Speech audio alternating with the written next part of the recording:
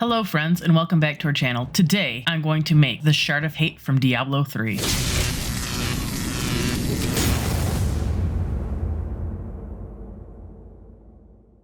For everyone playing along at home, here's a material list of everything I used for this project.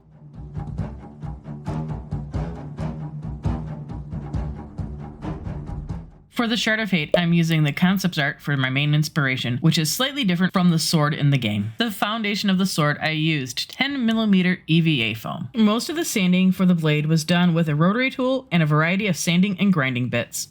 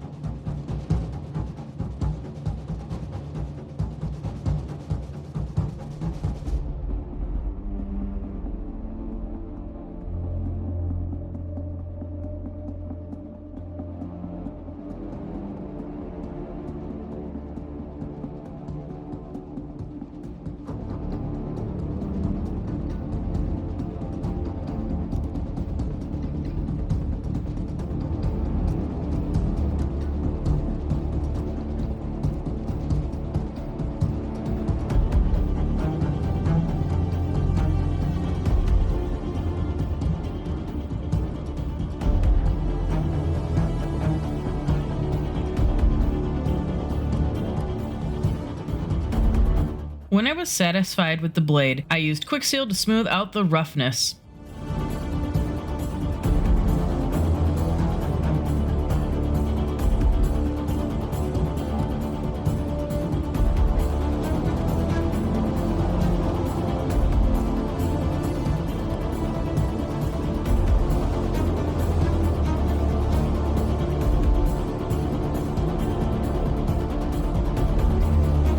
Off camera, I made a tinfoil rotisserie chicken that will be the skull and horns base.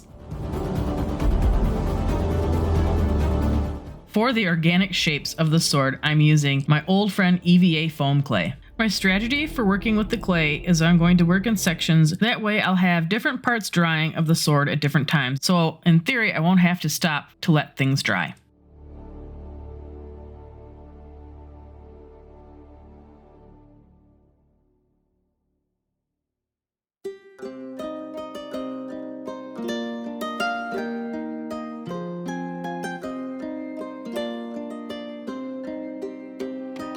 Now that the handle's attached, it's time to add the spikes.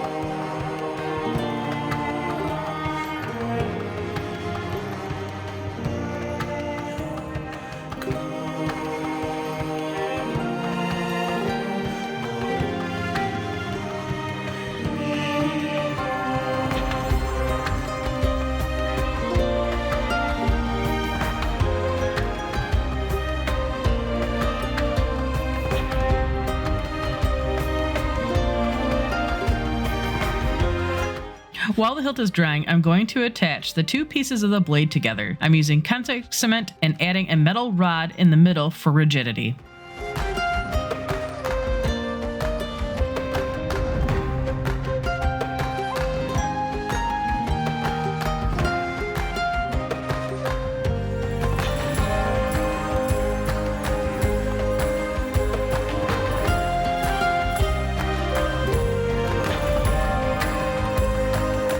Now that the hilt is set for a couple of days, I'm going to finish it by sculpting the skull into it.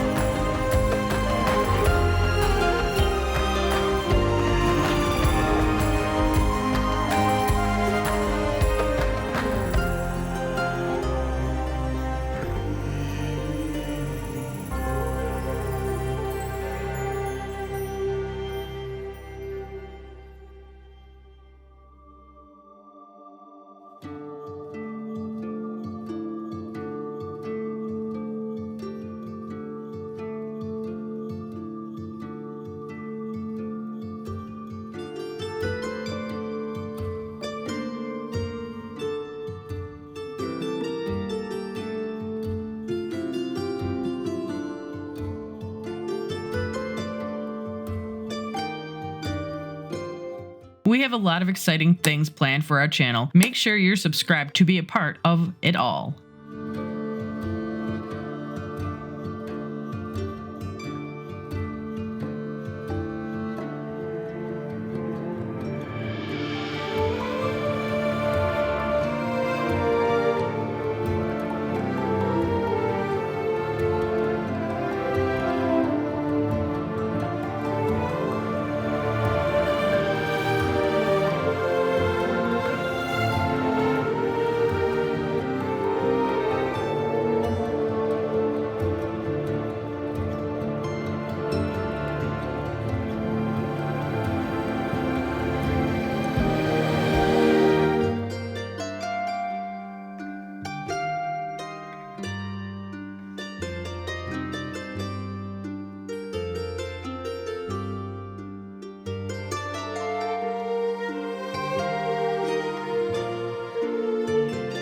After letting everything set for a couple of days, I'm using flexible acrylic primer to kick off the painting process.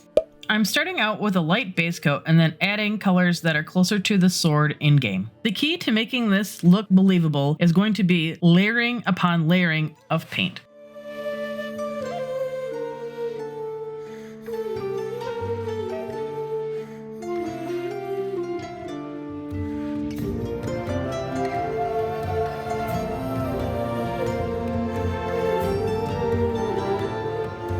Black paint to help accentuate the shadows, and slightly off-white paint for the highlights.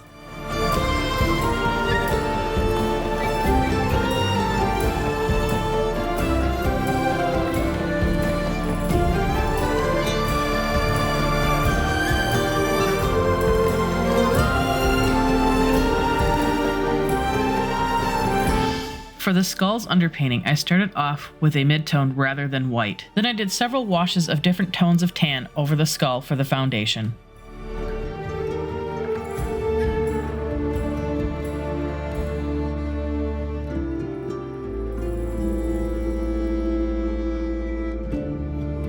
After letting the paint dry, I'm going to add a layer of antiquing glaze before I put down more paint. I got this particular antiquing glaze a million years ago from a big box home improvement store in the painting section. I'm not sure if this product is still available, but there are several other antiquing glaze brands out there that you can use.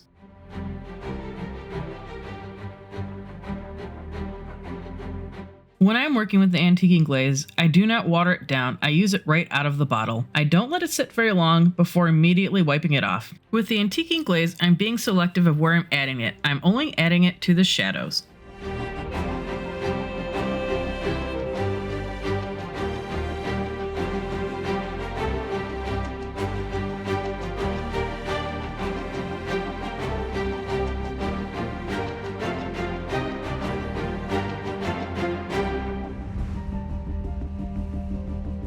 For the grip, I'm using flexible paint.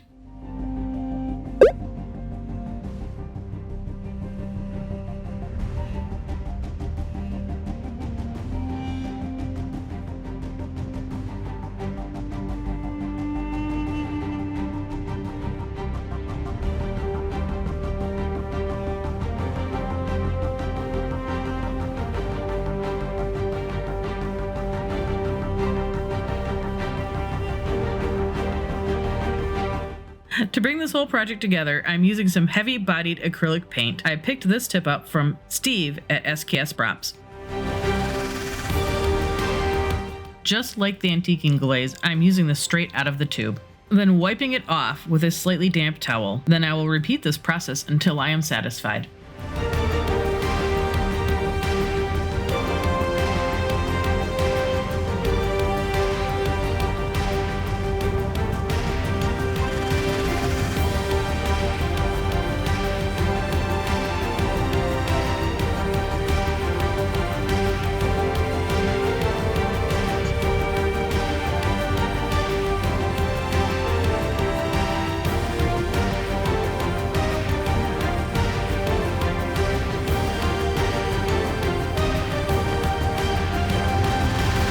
The final step for painting, I'm going to go in and dry brush some highlights.